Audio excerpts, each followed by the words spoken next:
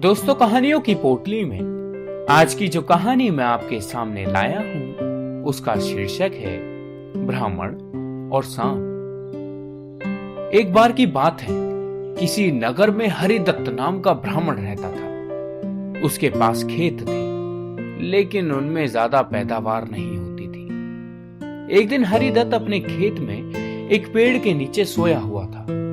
जैसे ही हरिदत्त की आंखें खुली, उसने देखा कि एक सांप अपना फन फैलाए वहां उसकी तरफ बैठा हुआ है। ब्राह्मण को एहसास हुआ कि ये कोई साधारण सांप नहीं है, बल्कि कोई देवता है।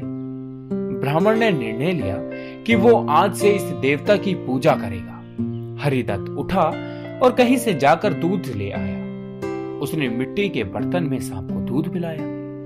दूध पिलाते समय हरिदत्त ने सांप से क्षमा मांगते हुए कहा कि हे देव, मैं आज तक आपको साधारण सांप समझता रहा, मुझे माफ कर दीजिए।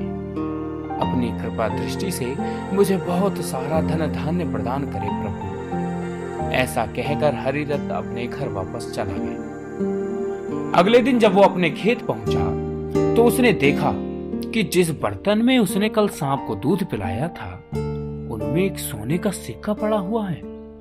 हरिदत्त ने वो सिक्का उठा लिया और अब हरिदत्त रोज सांप की पूजा करने लगा और सांप रोजाना उसे एक सोने का सिक्का देने लगा। कुछ दिनों बाद हरिदत्त को दूर देश जाना पड़ा, तो उसने अपने बेटे से कहा कि तुम खेत में जाकर सांप देवता को दूध पिलाना। अपने पिता की आज्ञा से हरिदत्त का बेटा खेत में गया और सांप के बर्तन में दूध रखाया।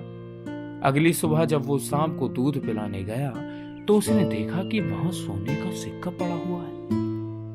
हरिदत्त के बेटे ने वो सोने का सिक्का उठा लिया और मन ही मन सोचने लगा कि जरूर इस सांप के बिल में सोने का भंडार है। उसने सांप के बिल को खोदने का फैसला किया, लेकिन उसे सांप का बहुत डर था।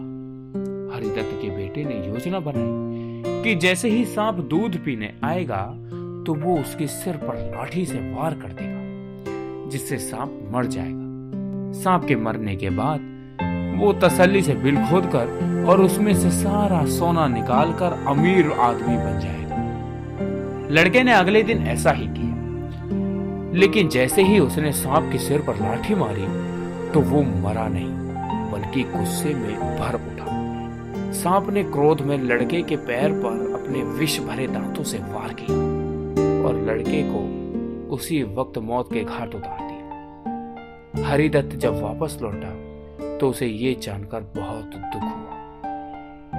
दोस्तों, इस कहानी से हमें ये शिक्षा मिलती है कि लालच का फल हमेशा बुरा होता है।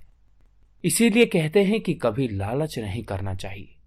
हमारे पास जो भी है उसमें हमें संतोष रखना चाहिए और हमेशा परिश्रम करते रहना चाहिए।